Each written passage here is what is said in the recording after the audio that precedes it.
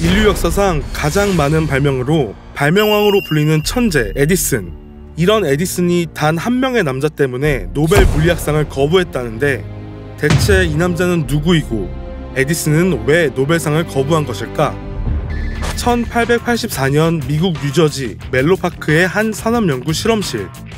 이곳에서 일하고 있던 한 청년이 있었습니다. 당시 청년이 일하던 회사는 잦은 전기 고장을 일으켜 고객들의 집이나 건물에 화재가 빈번했고 곧 회사는 큰 난관에 부딪히게 되었습니다.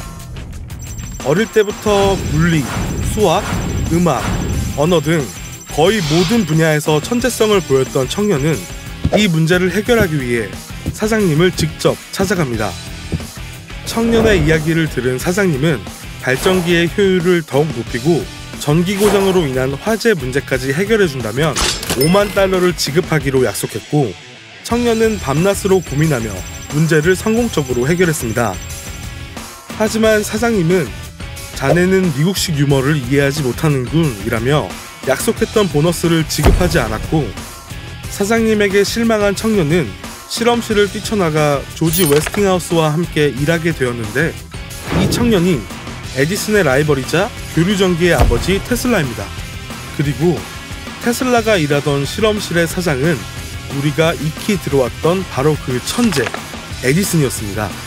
테슬라가 에디슨의 실험실을 뛰쳐나가 교류전기를 발명하면서 에디슨과 테슬라의 피 튀기는 전쟁이 본격적으로 시작되었습니다.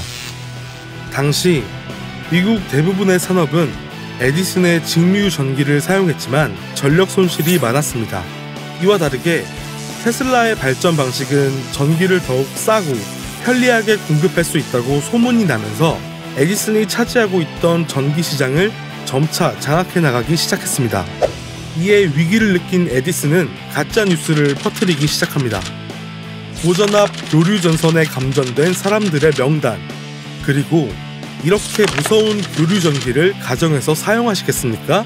라고 쓰인 팜플렛을 뿌리는 한편 교류 전기가 사람을 죽일 수도 있는 전기라는 인식을 만들기 위해 교류 전기로 동물들을 죽이는 일까지 벌였습니다.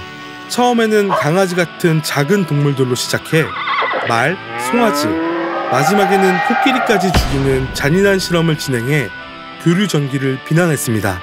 심지어 테슬라가 에디슨의 회사에 다닐 당시 만들었던 발명품들 역시 자신의 소유라며 테슬라의 권리조차 인정하지 않았습니다. 이런 에디슨의 행동에 화가 난 테슬라는 언론사들을 통해 이를 모두 비난했고 이 두 사람의 전쟁은 끝없이 계속되었습니다. 오랜 싸움으로 감정이 좋지 않았던 두 사람은 노벨 물리학상의 공동 수상자로 서로의 이름이 오르자 심하게 반발하기까지 했습니다.